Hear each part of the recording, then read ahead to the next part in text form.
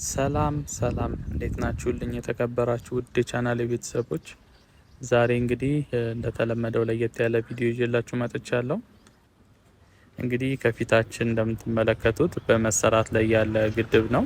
ይሄም የሚገኘው አፍንጮ በር አካባቢ አፍንጮ በር አካባቢው መስጊዱ ፊት ለፊት እየተሰራ ያለ ግድብ ነው።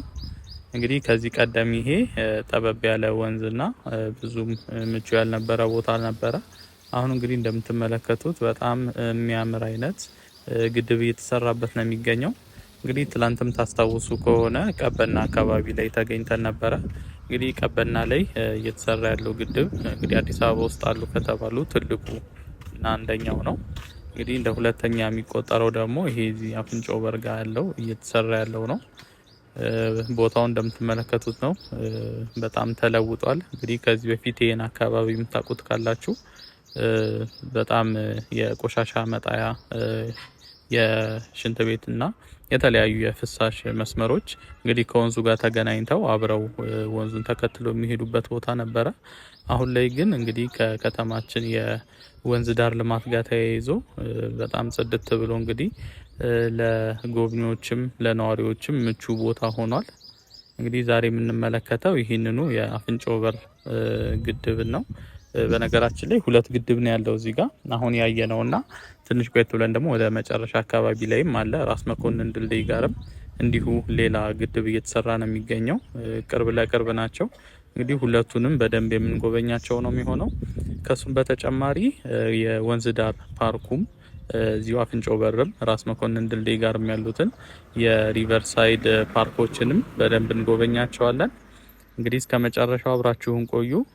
ለቻናላችን አዳዲስ የሆናችሁ ሰብስክራይብ በማድረግ እንግዲህ ቤተሰባችንን ተቀላቀሉ።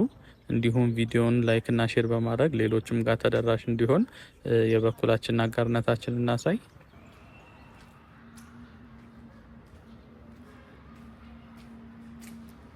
አሁን የምንገኘው እንግዲህ ከድልድዩ ስር ነው። ቅድም ላይ ሆነን ስናይበት የነበረው አሁን ከስር ነን። እንግዲህ በስር በኩል መተላለፊያ ድልድይ ያለው ከላይ መኪናም እግረኞችም አሉ መተላለፊያ ማለት ነው። በዚህ በስተግራ በኩል ያለው ይሄ የምናየው አርት ሞዛይክ ድንጋዮች ናቸው። እነሱ ተለጣጥፈው ነው እንግዲህ ይህን የሚያምር ቴክስቸር የሰጡን። እንግዲህ ከሱ ጀርባ ላይ ነው የግድቡ ውሃ የሚያልፈው ማለት ነው። እንግዲህ ቀረብ ብለን እንመለከተዋለን። ይሄ እንግዲህ የምትመለከቱት ነው። በጣም የሚያምር የሞዛይክ አርት ነው። ያው እዛ ጋር ነበረ ቅድም ቆመን ስናይ የነበረው። ከስርም በጣም የሚያማምሩ አርቶች አሉ አሁን ያለፍንበት ድልድይ ውስጡ ማለት ነው። ይሄ ከፊታችን ያለው ከላይ የሚታየው ደግሞ የግድቡ ጫፍ ከላይ ያለው ፓርት ነው። እንግዲህ በዚህ በኩል እንደምትመለከቱት የእግረኛም የሳይክልም መንገድ አለው። ምናልባት ይሄን አካባቢ የማታውቁት የቻናል ቤተሰቦች ካላችሁ የሚገኘው ከፒያሳ ወደ ታች በኩል ወደ አፍንጮ በር የሚወስድ መንገድ አለ። እንዲሁም ታክሲዎችም አሉ። እንደ አማራጭ ደግሞ ከ6 ኪሎ አደባባይም ቀጥታ አለ ወደ አፍንጮ በር። እንዲሁም ከሽሮ ሜዳም ወደዚሁ የሚመጣ አማራጭ መንገድ አለው። ስለዚህ ከሶስቱም አቅጣጫ ታክሲዎች አሉ። ቀጥታ ወደዚህ መምጣት ይቻላል። እንዲሁም ከፊት ለፊት ስንመጣ ቀደም ሲል ያየነው የታላቁ አልሀቅሳ መስጊድ አለ፣ ከርቀት ይታያል። እሱን ተመልክተን እንግዲህ ወደዚህ መምጣት እንችላለን ማለት ነው። አሁን እንግዲህ ወደ ግድቡ የሚታይበት ፓርት ጠጋ እያለን ነው የምንገኘው። የሞዛይክ አርቶቹ እዚህ ጋር ያልቃሉ። እንግዲህ ግድቡ እዚህ ጋር ስለሚያርፍ ያው ለሰዎች ጥንቃቄ ተብሎ የተሰሩ በብረት መደገፊያዎች አሉ። እንግዲህ የምትመለከቱት ነው ግድቡ የሚያርፈው እዚህ ጋር ነው ውሃው።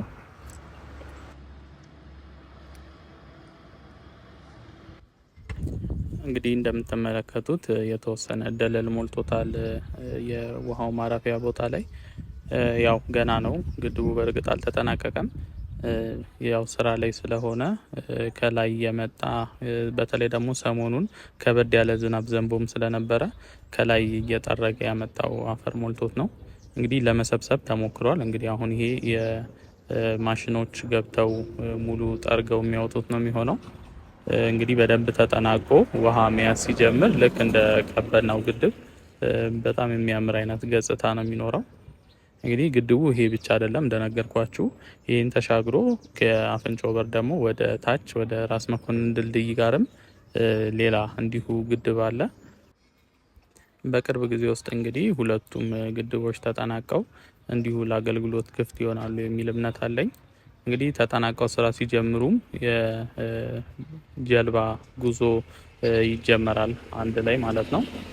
እንግዲህ 3 ቦታ ግድብ ይኖረናል ማለት ነው አዲስ አበባ ውስጥ። የቀበናው ይሄኛው የአፍንጮ በርና ራስ መኮንን ድልድይ ጋር ያሉት 3 ግድብ ይኖራል ማለት ነው።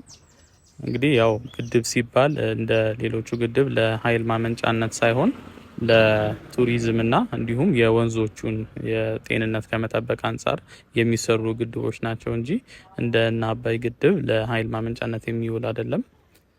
እንግዲህ እንደምታውቁት አዲስ አበባ ውስጥ ብዙ ቦታዎች ላይ የሪቨር ሳይድ ወይም ደግሞ የወንዝ ዳር ልማት እየተሰራ ነው የሚገኘው። እንግዲህ ወንዝ ዳር ልማት ሲሰራ ዙሪያውን ፓርኮች አሉ፣ ሳሮች፣ ግሪን ኤሪያ፣ ካፍቴሪያ እነሱ እንዳሉ ሆነው የወንዙ ጥራትም በዛው ልክ መጠበቅ አለበት። ምክንያቱም ሽታ ስለሚኖረው አንደኛ እንደዚህ እያንዳንዱ ነገር ከላይ ጀምሮ ከመነሻው ጀምሮ የወንዙ መስመር እየጸዳ መምጣት አለበት። ከወንዙ ጋር ተያይዞ የተሰሩ የተለያዩ የፍሳሽ ማስወገጃዎች እንዲሁም ይሄ ቆሻሻ የሚጣልባቸው ነገሮች መወገድ አለባቸው እነሱ። ይሄም የወንዙና የግድቡ ውሃ ጥራትና ሽታ እንዳይኖረው ይረዳል።